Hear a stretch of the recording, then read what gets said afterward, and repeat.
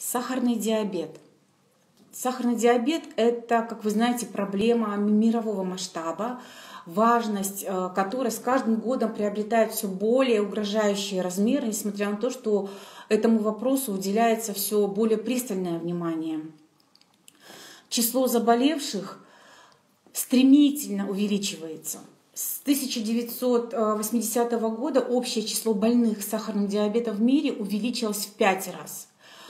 По данным от 2018 года этим заболеванием страдает 422 миллиона человек, что составляет почти 10% от всех жителей Земли. Вот такая неутешительная статистика на сегодняшний день. И вы можете видеть на слайде, она будет расти.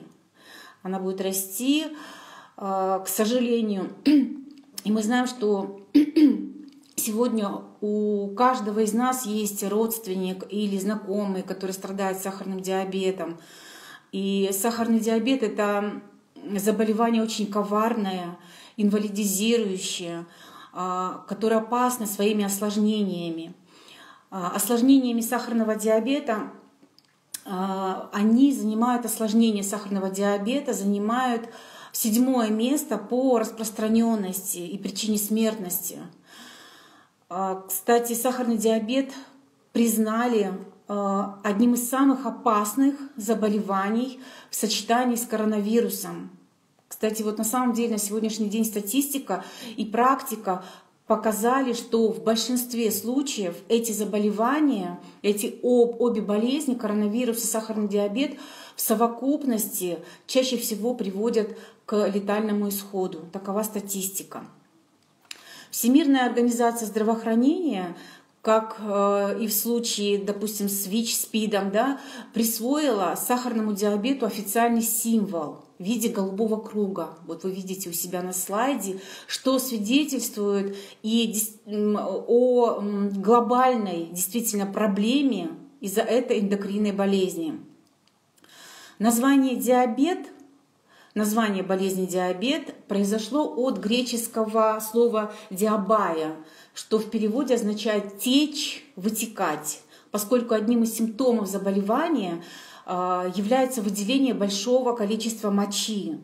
По-научному это называется полиурией. То есть поли – это много, урия – это моча.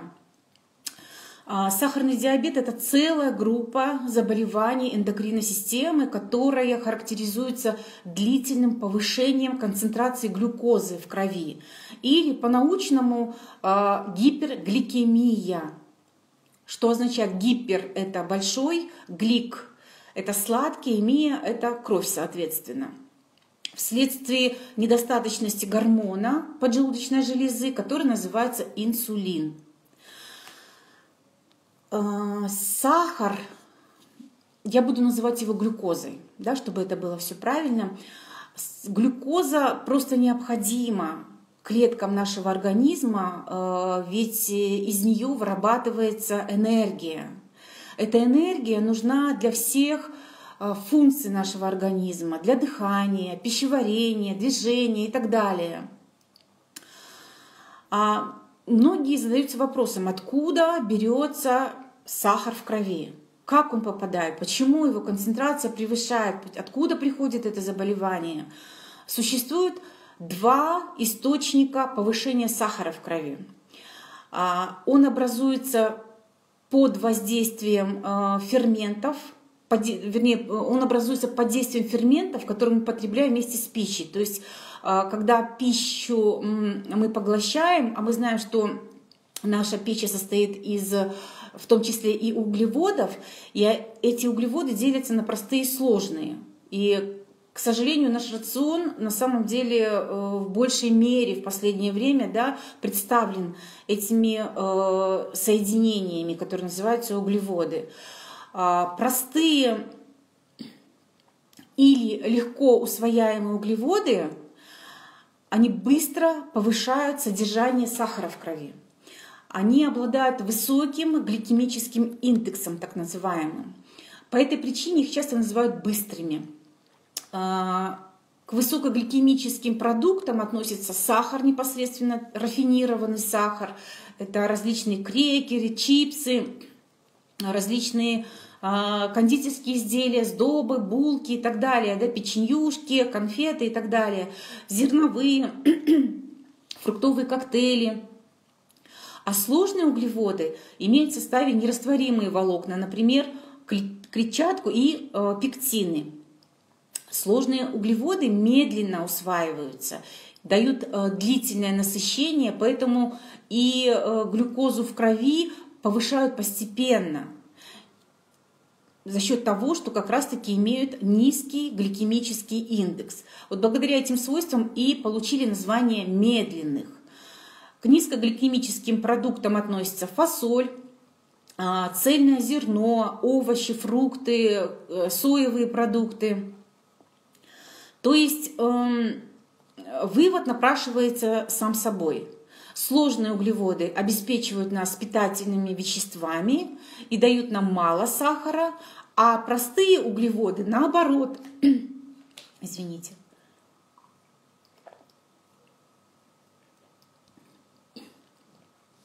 сложные углеводы обеспечивают стабильный уровень сахара в крови, а это безопасно для здоровья и фигуры.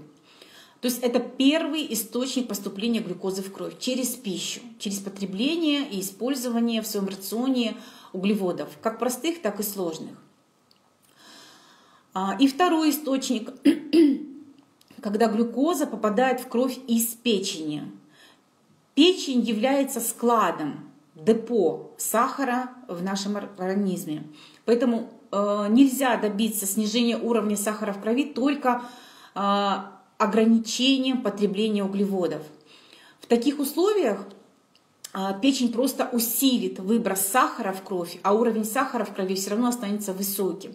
Даже если вы ограничиваете себя в сладком, но в крови присутствует повышенный уровень глюкозы, в любом случае печень она будет выбрасывать сахар в крови, даже и как у здоровых, так и у больных людей. То есть пища поступает в желудок, далее поступает в кишечник. Здесь пища превращается в глюкозу, которая затем поступает в кровь, а потом уже в клетки. Главным героем этого процесса является инсулин. Это гормон, который вырабатывается поджелудочной железой и постоянно поступает в кровь. Каждый раз после еды в ответ на повышение уровня глюкозы, которая является важным сигналом для нашей поджелудочной железы, она начинает вырабатывать инсулин. Это такой физиологический процесс, это ответ на поднятие сахара в нашей крови. Например, если, вот как вы видите на слайде, да, представить каждую клетку в виде запертого дома, то роль ключа, который открывает дверь в клетку, будет выполнять именно инсулин. Так вот, в открытую инсулином клетку начинает поступать из крови глюкоза, которая превращается в энергию, и содержание глюкозы в крови снижается. Однако, значит, не вся глюкоза поступает в клетки сразу. Часть глюкозы в виде так называемого гликогена запасается в клетках печени, мышцах и жировой ткани. Это депо глюкозы, это наш запас глюкозы. Это очень важно для поддержания нормального содержания сахара в крови в тех случаях, когда организм будет нуждаться в нем. Это происходит для того, чтобы содержание сахара не снизилось слишком сильно. Например, когда это бывает? Это бывает в перерывах между приемами пищи, когда мы уже начинаем голодать, да? Или при сильной физической нагрузке, когда идет очень большой расход энергии. В таких случаях помогают высвободить глюкозу из ее запасов, то есть из гликогена, другие гормоны, которые тоже постоянно вырабатываются в нашем организме. Это такой гормон, как глюкагон, адреналин и некоторые другие гормоны. Вот высвобождаясь, глюкоза поступает в кровь, и ее уровень повышается. Таким образом, в нашем организме постоянно происходит то повышение сахара в крови после еды, то понижение после того, как поджелудочная железа выделила в кровь инсулин. Как поступает глюкоза в клетку? У клетки есть мембрана. Она, как броня, защищает клетку. Просто так в клетку никого не пропускает. Когда глюкоза поступает в кровь, она подходит к клетке, но вход закрыт. На мембране есть рецепторы, к которым она должна прицепиться. То есть молекула глюкозы должна прицепиться к этим рецепторам, а потом уже проникнуть в клетку. Но и это еще не все.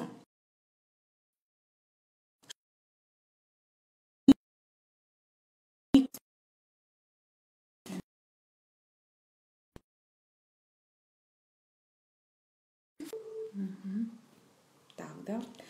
Чтобы глюкоза проникла в клетку, должен присутствовать гормон под названием инсулин. Он синтезируется в нашем организме в поджелудочной железе и транспортируется по крови. Существуют специальные инсулиночувствительные рецепторы, как замочек. Как только инсулин прикрепился к этому рецептору, замочек открылся, и глюкоза проникла в клетку. Если инсулина не хватает, глюкоза не поступает в клетку. Далее что происходит? Когда поступает в кровь сахар, он быстро всасывается в кровь, быстро возрастает уровень глюкозы, поджелудочная железа вырабатывает большое количество инсулина, сахар крови падает, и человек снова хочет есть. Если есть полисахариды, то есть сложные углеводы, да, о которых мы выше поговорили, допустим, это каша. Почему каша полезна? Она содержит углеводы, но она содержит сложные углеводы, полезные для нашего здоровья. И когда мы едим кашу, идет постепенное расщепление на молекулы глюкозы. И уровень сахара постепенно повышается. Инсулина, значит, требуется меньше. Затем сахар постепенно приходит в норму. Нет чувства голода. Поэтому очень важно на самом деле с утра в виде завтрака использовать в своем рационе различные каши из желательно цельнозернового зерна. Да? Почему уровень сахара в крови повышается? У человека с любым типом сахарного диабета уровень сахара в крови повышен. А если в крови есть лишний сахар, то значит его где-то не хватает. То есть закон сохранения энергии, закон сохранения массы никто не отменял. Да? Где его не хватает? Его не хватает в клетках нашего организма. И клеткам, которым глюкоза, то есть тот же сахар, да, простой, крайне необходима в качестве энергии. Потому что глюкоза для клеток это все равно, что дрова для печки или бензин для автомобиля. Но попасть в клетку глюкоза может только при помощи инсулина. Если инсулина недостаточно, то сахар, попав в кровь из кишечника или из печени, так и остается в крови. Но клетки организма при этом голодают. Важно понять, что чувство голода при сахарном диабете возникает не от недостатка питания, от того, что вы голодны, а от того, что клеткам не хватает глюкозы вследствие отсутствия того же гормона инсулина. Ну, представьте себе человека, которого посадили в стеклянный аквариум и пустили плыть по реке в очень жаркую погоду. Человек умрет от жажды, несмотря на то, что кругом полно воды, поскольку эта вода не может проникнуть внутрь аквариума. Вот представили, да, эту картину? То же происходит и с клетками организма. Вокруг в крови полно сахара, а клетки голодны. А как можно понизить сахар? Единственным веществом, которое может снизить уровень сахара в крови, конечно, является только инсулин. Так какой же уровень сахара в крови считается нормальным? Для людей без сахарного диабета уровень сахара в крови натощак составляет от 3,3 до 5,5 миллимоль на литр. После еды, как мы покушаем с вами, уровень сахара в крови у человека без сахарного диабета повышается до 7,8 миллимоль на литр, но не выше. Не выше. То есть пределы нормального уровня сахара в крови колеблются от 3,3 до 7,8 миллимоль на литр. То есть что такое 7,8 миллимоль на литр? Это когда уже человек поел после еды. Поэтому те цифры, показатели, да, когда мы с вами идем сдавать в лаборатории, в частные, да, и получаем при этом результаты, видим нормы в третьей колоночке, да, там, где написано, что норма как бы не превышает того, что есть у вас в крови, да, показатели глюкозы. Допустим, сейчас лаборатории специально завышенно поднимают эти нормы от 6,2, пишут, что это норма. Я имею в виду, когда берут кровь из пальчика, да, не венозная кровь, а капиллярная кровь. То есть 6,2 это не есть хорошо. Это если вы думаете, что увидев свои показатели крови, сахара 6,2, видите, что норма от 6,2 и выше, вы думаете, что вы входите в эту норму. Это абсолютно не так. Почему? Потому что на самом деле количество больных по всему миру растет с геометрической прогрессией больных сахарным диабетом. Поэтому и нормы стараются тоже завышать, как бы считая о том, что основная масса должна входить вот в эти показатели нормы. Но я вам даю именно те нормы от 3,3 до 5,5 миллимоль на литр, которые были приняты во времена Советского Союза, и те, на самом деле, честные лабораторные компании, которые прописывают эти нормы у себя в нормах, результатах анализа. Поэтому до 5,5 натощак, когда вы поели, до 7,8 миллимоль на литр, но никак не больше. Потому что многие люди думают, если сахар в крови у них 6, допустим, 0,1, ровно 6, да, миллимоль на литр, как бы это считается нормой. Абсолютно нет. Если вы будете жить с этими цифрами длительное время, вы уже находитесь в преддиабете. И уровень сахара в крови у вас в любом случае немного завышен. И это катастрофически будет сказываться на вашем общем состоянии, на состоянии здоровья вашего организма. При сохранении высокого уровня сахара в крови клетки организма голодают. Человек испытывает жажду, слабость, быстро утомляется, становится неспособным выполнять даже обычную работу, сильно худеет. Если уровень сахара в крови длительное время превышает нормальный, то начинают развиваться различные осложнения сахарного диабета, которые не возникают, если уровень сахара в крови остается в норме. Вот о чем я и говорю. То есть бывает так, что это случайная находка. Человек, в принципе, может даже не чувствовать эти признаки, да. Может быть, он как бы ощущает чувство жажды, да. Бывает так, что, как он думает, если он часто пьет воду, то, естественно, и ходит в туалет по-маленькому чаще. Многие как бы не воспринимают эти предвестники, эти сигналы со стороны организма, что что-то происходит не так. Но на самом деле в дальнейшем этот человек, который живет с уровнем сахара в крови, допустим, 6 или 6,2, грубо говоря, да, в состоянии преддиабета или уже входя в это заболевание, в дальнейшем уже может погибнуть в основном от чего диабетики погибают. Не от того, что уровень сахара повышен в крови, а от последствий, которые дает этот повышенный уровень. Чаще всего это инфаркты, инсульты.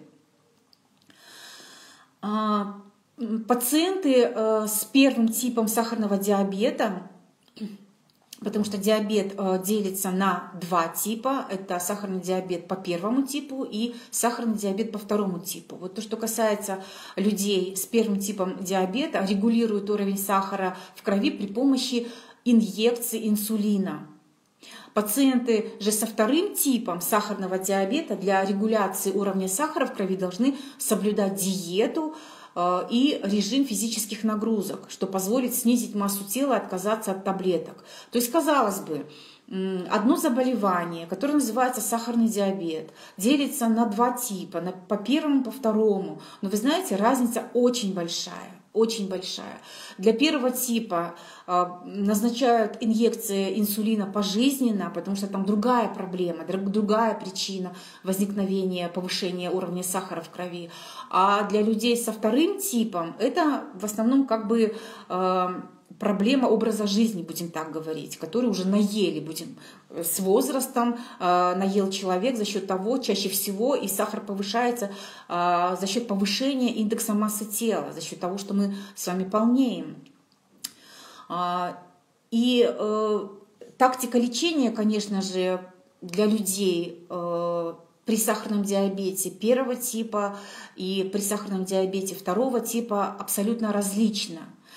Для людей, которые страдают сахарным диабетом по второму типу, очень важна диета, очень важна диета. Очень важно нормализовать свой индекс массы тела, войти именно в то весовое пространство, которое должно быть характерно для вашего веса, для вашего роста, будем так говорить, соотношение массы тела, то есть индекс массы тела должен быть соответствующим, исходя из ваших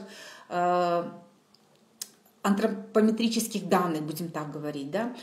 И когда говорят о том, что достаточно физических нагрузок и диабет, и снижение массы тела, ну и что сахар повышен, я имею в виду второй тип диабета.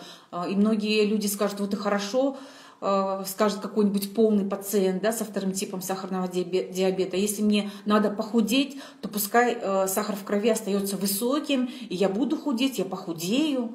Да? В начале заболевания я весил на 10 килограмм больше, а теперь я похудела, я к этому как бы привожу свой организм. Такое суждение неправильно. Поймите, что есть два вида похудания – хорошее и плохое. В хорошем случае снижение массы тела происходит за счет ограничения потребления калорий с едой и увеличения расходования калорий при физической нагрузке. При этом клетки освобождаются от избытков жиров и восстанавливается чувствительность к инсулину. В плохом случае похудание происходит вследствие потерь энергии. Сахар выходит из организма и мышечной массы. Кроме того, развиваются осложнения сахарного диабета, которые связаны с высоким уровнем сахара в крови. Поэтому очень важно при сахарном диабете второго типа обязательно принимать различные биологически активные добавки, хотя бы если вы находитесь в состоянии преддиабета, если это начальная стадия, когда цифры уровня глюкозы в крови не такие высокие, когда уже необходима коррекция сахароснижающими лекарственными препаратами. Почему? Возникает такой вопрос у многих, почему сахар попадает в мочу?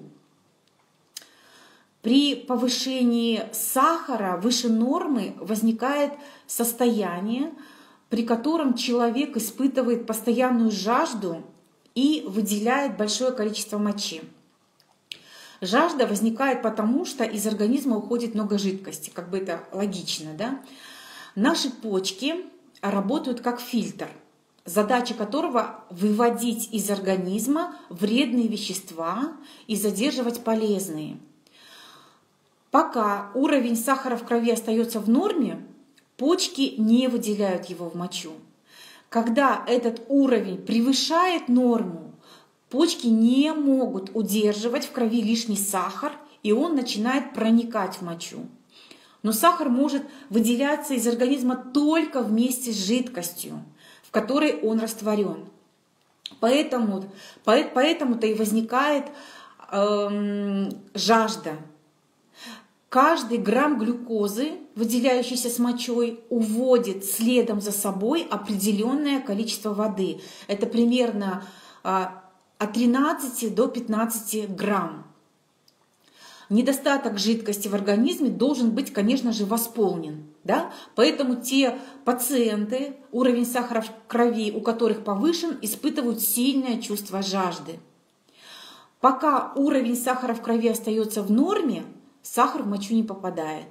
Но как только сахар в крови повышается выше определенного уровня, это больше 10 миллимоль на литр, сахар уходит в мочу. То есть когда показатели сахара в крови уже больше 10 миллимоль на литр, то тогда уже мы можем определить его в моче.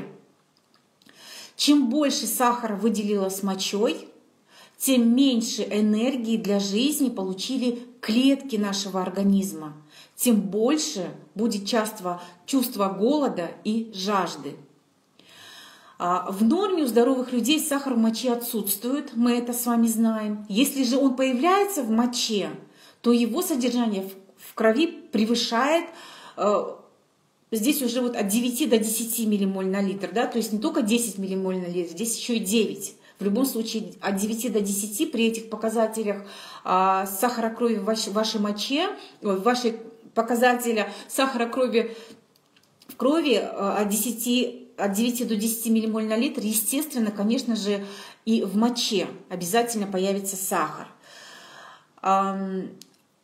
Как мы помним, в норме должно быть в пределах от 3,3 до 5,5 миллимоль на литр натощак и до 7,8 миллимоль на литр после еды.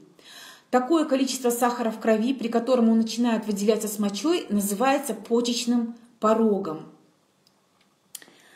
Таким образом, по содержанию сахара в моче можно приблизительно судить о его содержании в крови.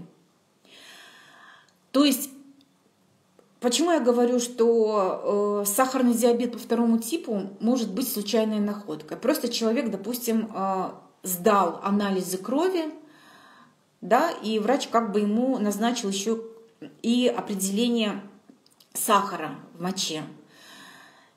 И моча показала о том, что сахар присутствует. А оказывается, человек все это время жил с повышенным содержанием глюкозы в крови, когда уже показатели стали показывать от 9 до 10 миллимоль на литр. При норме до 5,5 миллимоль на литр. Представляете, в каком состоянии находился организм все это время по незнанию этого человека. Когда в крови очень много глюкозы, то организм пытается избавиться от этого тяжкого груза и хоть как-то себе помочь. Он начинает усиленно вымывать. Отсюда частое обильное мочеиспускание и, соответственно, жажда. А что происходит в суставах у диабетиков? Вот мы выяснили, что происходит с мочой. Что происходит в сосудах у диабетиков, в кровеносных сосудах. Представьте, что вы разлили банку пепси-колы на стол. Стол станет липким. Также та же ситуация в сосудах при повышенном сахаре в крови. Липко. Человек идет по улице или лежит на диване, а кровь у него липкая, вязкая. У всех нормально бежит по сосудам, когда норма сахара до 5,5. Да? Человек даже по незнанию, если он даже не знает, он ходит, а кровь у него липкая в сосудах. У всех здоровых людей кровь нормально бежит по сосудам, снабжая органы и ткани всем необходимым. А у него кровь липкая. То, естественно, конечно же, и замедляется скорость движения крови по сосудам. И это, как следствие, в дальнейшем ведет и кислородное голодание наших органов, тканей и клеток. И так много лет. Мелкие сосудики в глазах, крошечные фильтры в почках и нервные окончания засахариваются, засоряются. Затем после мелких сосудов уже идут крупные сосуды. И диабет медленно и упорно шаг за шагом разрушает наш организм. Что же такое инсулин?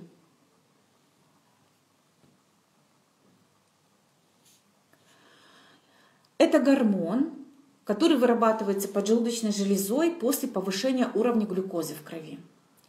Из пищи этот гормон поступить не может, так как имеет белковую природу и будет переварен нашим желудком, подобно другому веществу белковой природы. Поджелудочная железа ежедневно вырабатывает небольшое количество инсулина, и после принятия пищи организм поставляет его в том количестве, которое необходимо для переваривания жиров, белков и углеводов.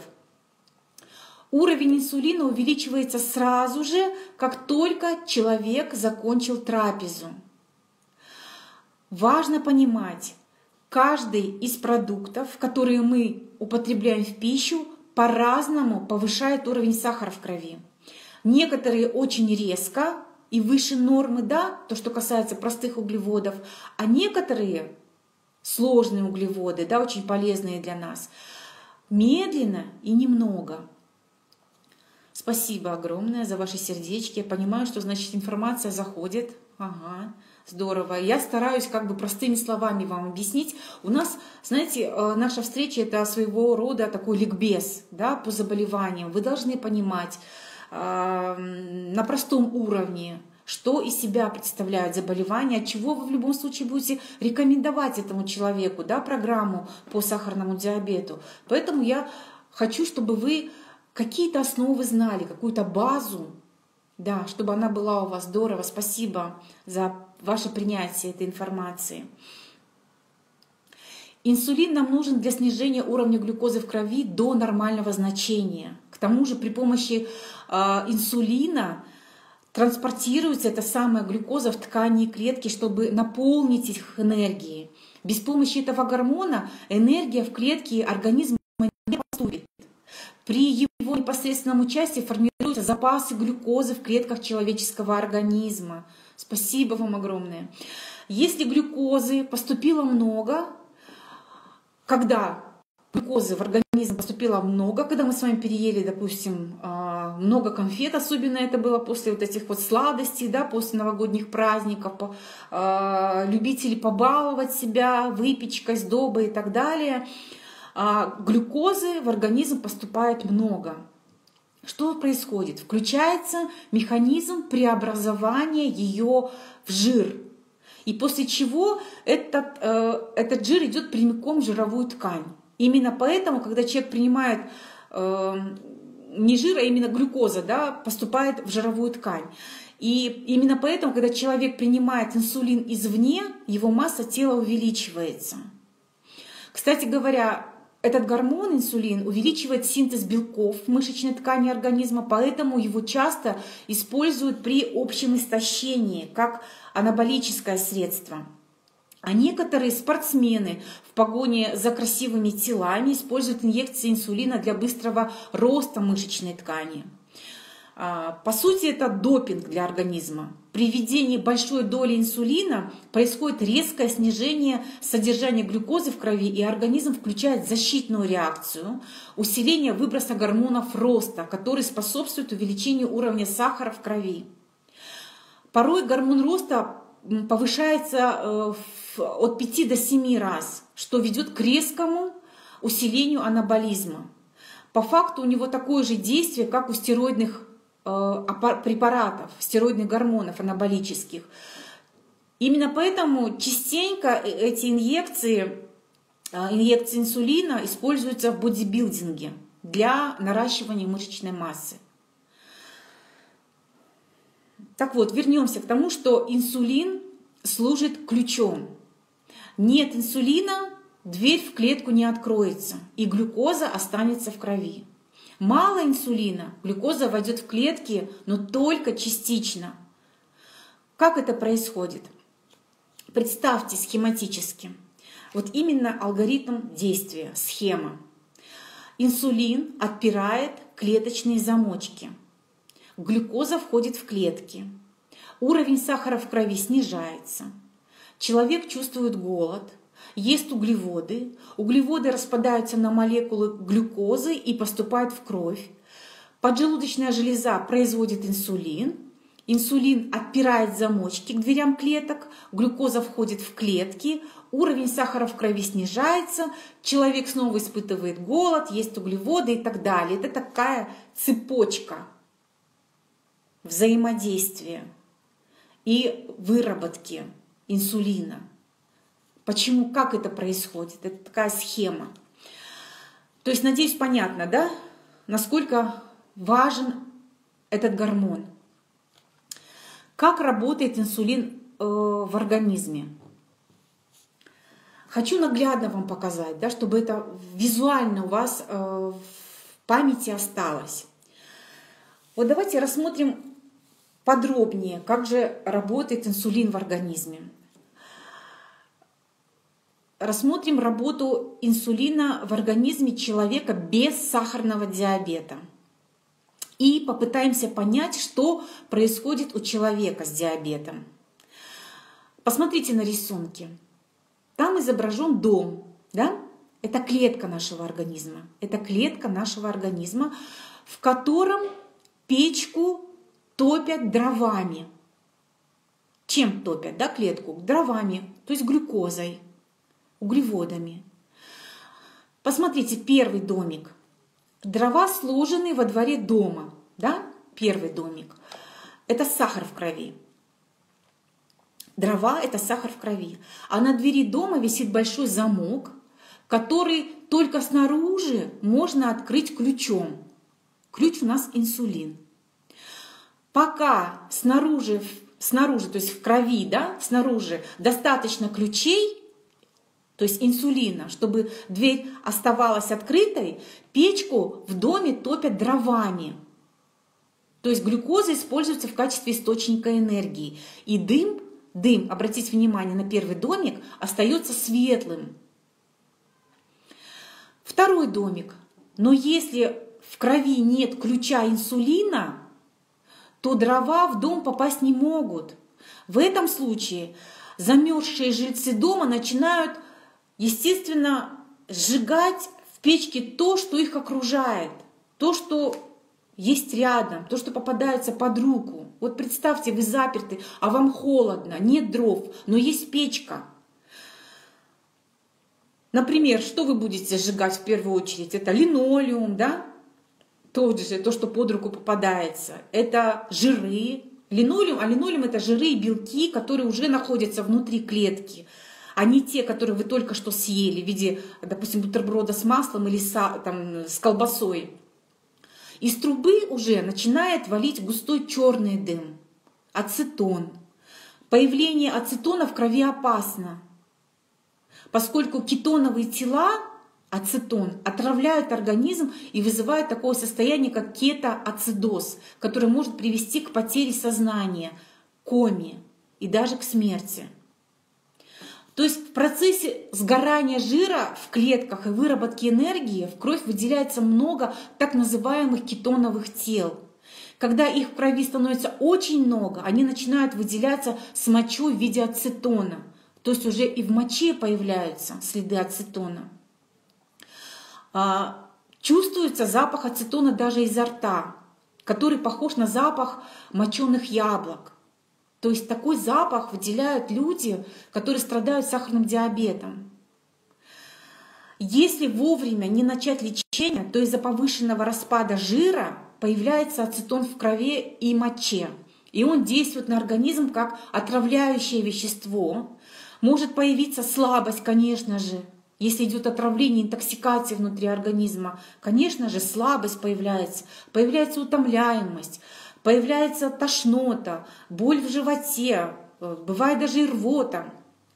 Развивается состояние, которое называется диабетический кетоацидоз, который чаще всего характерен для диабета по первому типу. Вот обратите внимание на эти домики. Да? Первый домик, когда есть инсулин, ключик, мы открыли дверь, занесли дрова, затопили печку, согрелись. Да? Второй домик, когда ключа нет, а дров во дворе очень много, во втором, в третьем домике уже на самом деле возможности нет, чтобы уже думать о том, что как-то найти этот инсулин, потому что инсулина нет.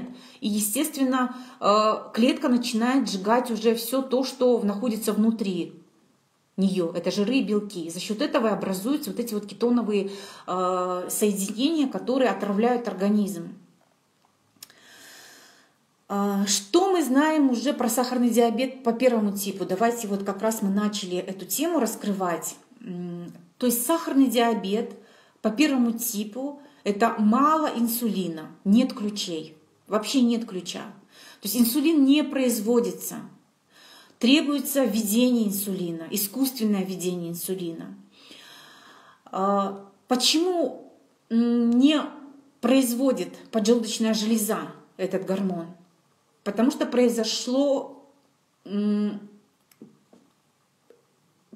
гибель бета-клеток в поджелудочной железе, которые находятся вот в островках Лангерганса, которые как раз-таки приводят к абсолютной инсулиновой недостаточности. Это очень сложное заболевание на самом деле. Сахарный диабет по первому типу. По второму типу хоть как-то можно выйти, можно вылечиться на самом деле, если взять себя в руки, если сесть на диету, пропивать, начать уже на самом деле принимать биологически активные добавки, есть при необходимости лекарственные препараты, работать над коррекцией массы тела. На самом деле выход есть. Но при сахарном диабете по первому типу картина на самом деле намного сложнее. Процентное соотношение людей, живущих с сахарным диабетом первого типа, составляет менее 10% среди всех людей с сахарным диабетом. Чаще всего этот тип диабета возникает в детском, подростковом или юношеском возрасте, то есть до 30 лет. Для него характерна яркая клиническая картина. Начало заболевания с выраженными симптомами гипергликемии. А мы знаем, что такое гипергликемия. Да? Это повышенный уровень сахара в крови. Что происходит с человеком? Снижение веса, человек худеет. Появляется слабость, жажда, выделение большого количества мочи, наличие ацетона в моче, запах ацетона или вот запах моченых яблок, выдыхаемом им в воздухе, и иногда кома. Причина развития болезни — прекращение выработки инсулина, как я уже сказала. Это происходит из-за гибели бета-клеток поджелудочной железы. Они разрушаются собственной иммунной системой. Точная причина такой агрессии со стороны организма, со стороны иммунной системы до сих пор неизвестна. Существует генетическая предрасположенность к сахарному диабету первого типа, которая проявляется при взаимодействии с определенным провоцирующим фактором. Доказано, что диабет первого типа имеет наследственную предрасположенность. У заболевшего имеются гены, которые отвечают за данное заболевание, к сожалению. Это касается и диабета по второму типу, то есть есть генетическая предрасположенность. Есть наблюдение, что диабет первого типа наследуется с вероятностью от 3 до 7% по линии матери и с вероятностью 10% по линии отца. Если же болеют оба родителя, то риск заболевания возрастает в несколько раз и составляет до 70%. А вот, к примеру, по второму типу, диабет второго типа наследуется с вероятностью 80% как по материнской, так и по отцовской линии. А если инсулинонезависимым сахарным диабетом болели или болеют оба родителя, вероятность его проявления у детей приближается к 100%. Но, естественно, как правило, уже в зрелом возрасте, когда уже происходят такие необратимые или обратимые, к счастью, к нашему, процессы в организме человека. То есть это образ жизни, болезнь образа жизни. Сахарный диабет — это болезнь закисления и болезнь образа жизни.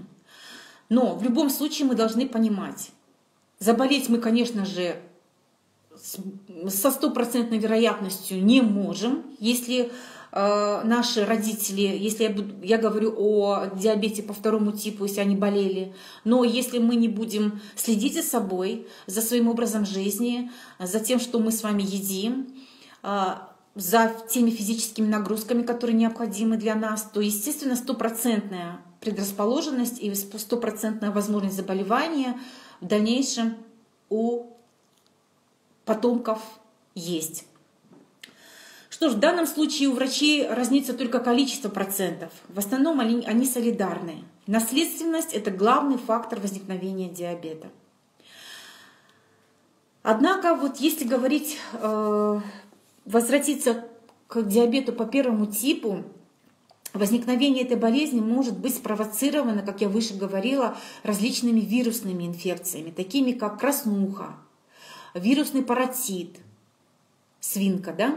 Ветряная оспа, гломерулонефрит, аутоиммунный тиреоидит, гепатит, волчанка. Если ребенок переболел или болеет этими заболеваниями, вот именно человек переболел или болеет в детском возрасте, то высока вероятность того, не дай бог, конечно, что возможно и проявление симптомов уже сахарного диабета по первому типу. В организме начинается процесс, при котором клетки иммунной системы проявляют агрессию по отношению к клеткам своего организма, так называемый аутоиммунный процесс. Если проще говорить, наши клетки, которые защищают организм от вирусов и бактерий, начинают считать, что определенные клетки нашего же организма являются чужеродными. В случае с сахарным диабетом они перестают признавать клетки, которые вырабатывают инсулин, и начинают усиленными темпами эти самые клетки, бета-клетки, уничтожать. Клеток для выработки инсулина становится все меньше и меньше. Ну и, конечно, и инсулина вырабатывается все меньше и меньше. Как только наступает дефицит этого гормона, сразу же увеличивается в крови глюкоза и нарушаются все процессы, в которых инсулин принимает участие. При разрушении от 80 до 90% бета-клеток возникает абсолютный дефицит инсулина. Таким образом, глюкоза не может проникнуть в клетки. Уровень глюкозы в крови повышается, при этом клетки страдают от дефицита энергии. Чтобы его восполнить, начинается распад собственных жиров. Однако в процессе образуются крайне токсичные кетоновые тела, и организм подвергается интоксикации. Поэтому человек, который страдает сахарным диабетом по первому типу, нуждается в пожизненном введении инсулина. Единственным способом поддержания нормального уровня сахара в крови при сахарном диабете первого типа является пожизненное введение инсулина. По сути, это заместительная терапия, которая должна восполнить дефицит отсутствующего гормона. При диабете первого типа пациент вынужден постоянно вводить инсулин, который нужен для нормального передвижения глюкозы в организме. И основной метод лечения – это инъекция инсулина. Поэтому и называется первый тип диабета инсулинозависимый диабет.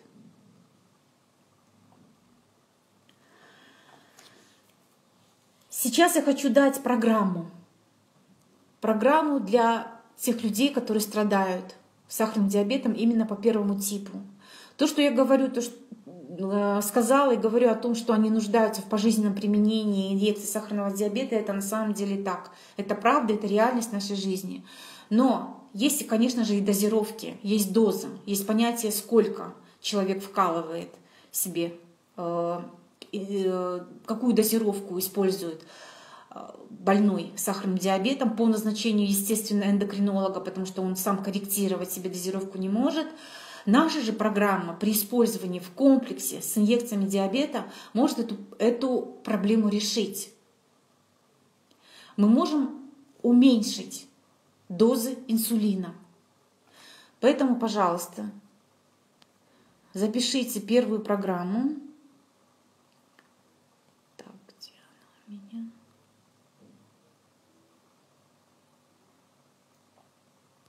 у меня? Сахарный диабет по первому типу. Так как этим видом сахарного диабета страдают в основном дети, подростки, молодые люди до 30 лет, поэтому мы начинаем без очищения. Сразу с Go Digest. Go Digest. Одна упаковка, 2 капсулы 2 раза в день. Если это уже люди выше 21 года, да, то по 2 капсулы 3 раза в день. Параллельно используем экстракт облепихи по 2 капсулы 2 раза в день и цинк.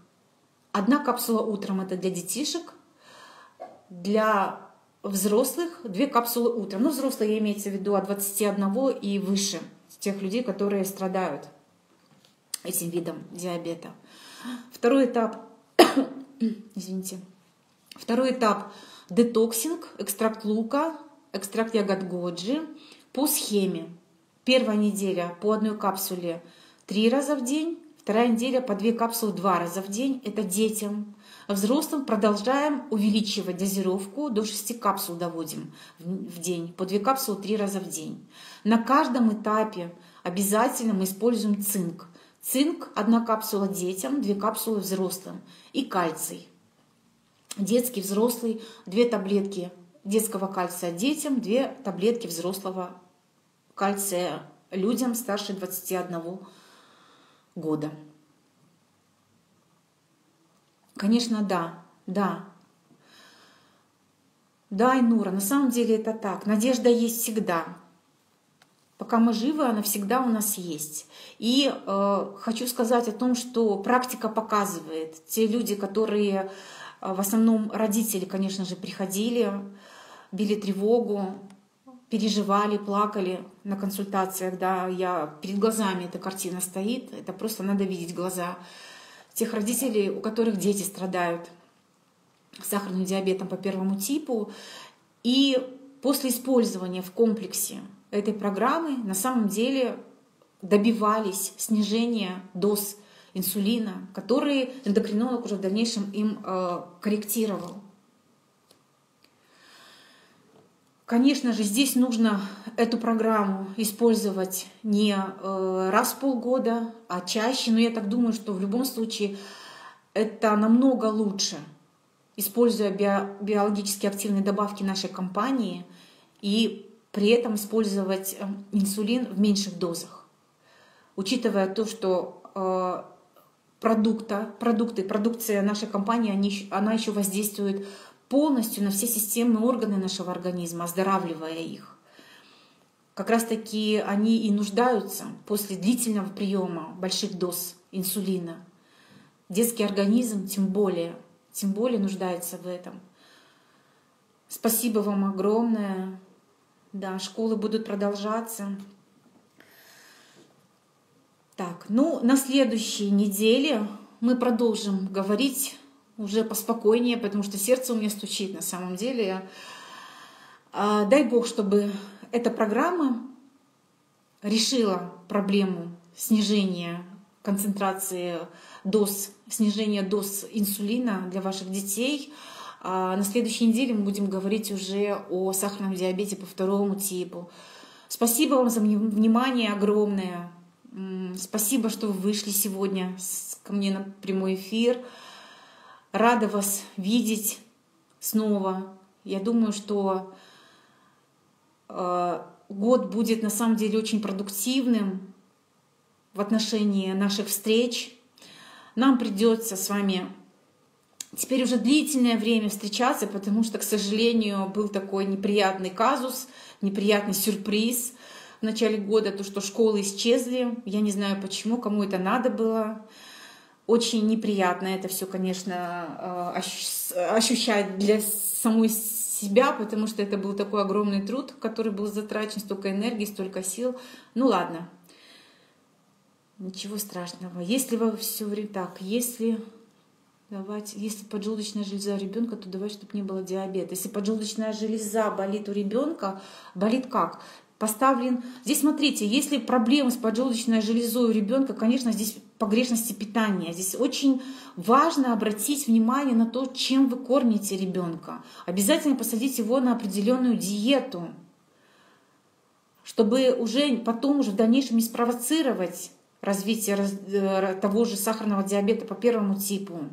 Если есть какие-то отклонения в работе поджелудочной железы у детей, вы должны бить тревогу, вы должны прям сразу начать действовать. И, конечно же, да, здесь диета, и можете пропить по программе вот то, что дана была сегодня. Так, в понедельник мы с вами встретимся уже на обратной связи, и я отвечу на вопрос Colon Cleanse, как пить в неделю. Вы извините, то, что на самом деле время поджимает, сейчас нас вырубят, поэтому до понедельника, до следующей недели, до следующих встреч. Люблю всех вас, обнимаю. До свидания. Берегите себя.